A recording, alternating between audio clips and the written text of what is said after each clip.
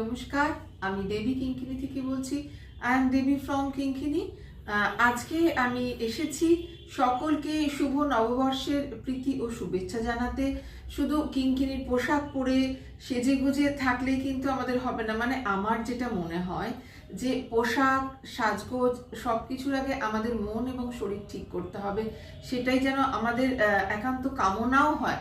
মনটাকে খুশি রাখা এবং ভালো থাকা আমাদের সুস্থ থাকার আর একটা চাবিকাঠি মনে হয় মনটাকে ঠিক রাখা, তাই না?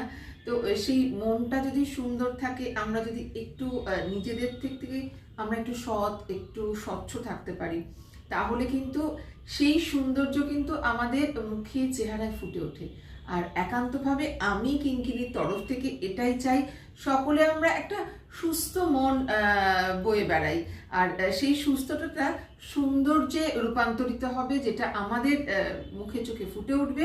আর তার সঙ্গে যেন আমরা কিঙ্কিনির সাজটাকে নিই, কিঙ্কিনির শাড়ি, কিঙ্কিনির গয়না, কিঙ্কিনির পোশাক সব কিছু শুধু মেয়েদের জন্য নয়, পুরুষদের জন্য রয়েছে।